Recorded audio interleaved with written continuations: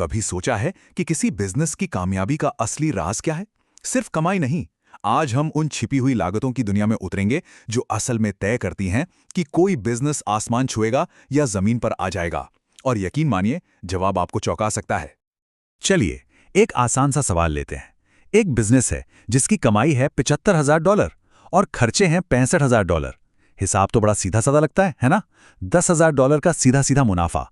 पर जैसा कि हम देखेंगे, मुनाफे की असली कहानी इससे कहीं ज्यादा दिलचस्प और गहरी है। जो हमें पहली नजर में मुनाफा दिख रहा है, वो असल में पूरी कहानी नहीं बताता। क्यों? ये समझने के लिए चलिए केस स्टडी देखते हैं, जो हमें बताएगी कि पर्दे के पीछे असल में चल क्या रहा है। तो मिलिए जलानी से, जिनकी एक जिलेटो शॉप है। अब कागज पर देखें तो सब कुछ एकदम बढ़िया लग रहा है। $75,000 की कुल कमाई, $65,000 की कुल लागत, और ये रहा हमारा वही $10,000 का मुनाफा जिसके बारे में हमने अभी बात की थी। $10,000 सुनने में तो ये आंकड़ा काफी अच्छा लगता है ना? ऐसा लगता है कि बिजनेस सक्सेसफुल है। लेकिन कहानी में एक ट्विस्ट है, और यही ट्विस्ट हमें लागत को एक बिल्कुल नए नजरिए से देखने पर मजबूर करेगा। देखिए, असली मुनाफे को समझने के लिए हमें एक अकाउंटेंट की तरह नहीं, बल्कि एक अर्थशास्त्री की तरह सोचना होगा। और इसका मतलब है उन सभी लागतों को गिनना जो शायद हमें सीधे तौर पर दिखाई भी न देती हों। तो सबसे पहले आती हैं स्पष्ट लागतें, यानी एक्सप्लिसिट कॉस्ट्स। ये वो खर्चे हैं जिनके लिए आपको सच में अपनी जेब से पैसे निकालने पड़ते हैं।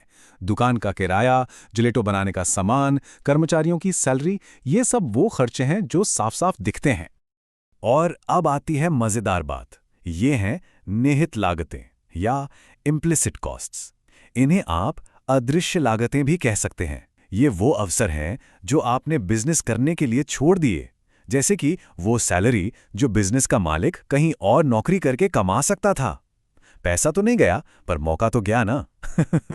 और यही सारा फर्क सामने आता है। एक अकाउंटेंट देखता है लेखांकन मुनाफा, मतलब कुल कमाई में से सिर्फ दिखने वाले खर्चे घटा दो। लेकिन एक अर्थशास्त्री देखता है आर्थिक मुनाफा, जिसमें दिखने वाले और वो अदृश्य दोनों तरह के खर्चे घटाए जाते हैं। और सच कहूं तो यही सफलता का असली पैमाना है। तो वापस जिलानी की दुकान पर चलते हैं।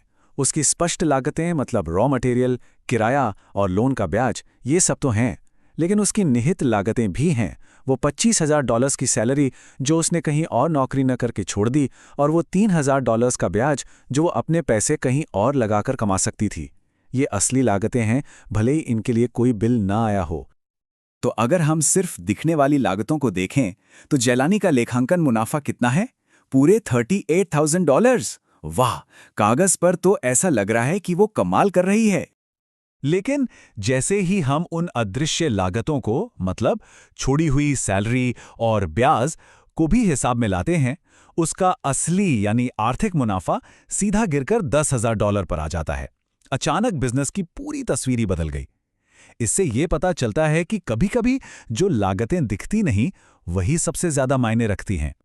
तो अब जब हम मुनाफे की असलियत समझ गए हैं, तो चलिए एक कदम आगे बढ़ते हैं। अब ये समझते हैं कि जब कोई बिजनेस अपना उत्पादन बढ़ाता है, तो उसकी लागतों पर क्या असर पड़ता है। अब मिलिए जेवियर से, जिसका एक पॉपकॉर्न ट्रक है। जब वो पहला मजदूर काम पर रखता है तो वो 30 बाल्टी पॉपकॉर्न बनाता है। बहुत बढ़िया। पर ध्यान दीजिए, जब दूसरा मजदूर आता है तो कुल उत्पादन 55 बाल्टी हो जाता है। मतलब दूसरे मजदूर ने सिर्फ 25 बाल्टियां ही जोड़ी, और तीसरा तो उससे भी कम। इसे कहते हैं सीमांत उत्पाद, और जैसा आप देख सकते हैं ये घट रहा है। इसी को अर्थशास्त्री ह्रासमान सीमांत उत्पाद का सिद्धांत कहते हैं। सीधे साधे शब्दों में कहें तो हर नया इंसान जो आप काम पर रखते हैं, वो पिछले वाले से थोड़ा कम प्रोडक्शन जोड़ता है। ऐसा नहीं है कि वो आलसी है, बस एक छोटे से ट्रक में ज्यादा लोग एक दूसरे के रास्ते में आने लगते हैं। सोचिए, एक छोटी सी किचन में बहुत सारे शेफ। और यह हमें अर्थशास्त्र के एक सबसे बड़े सिद्धांत की याद दिलाता है। समझदार लोग मार्जिन पर सोचते हैं। सवाल ये नहीं है कि मेरे सारे कर्मचारियों की लागत क्या है।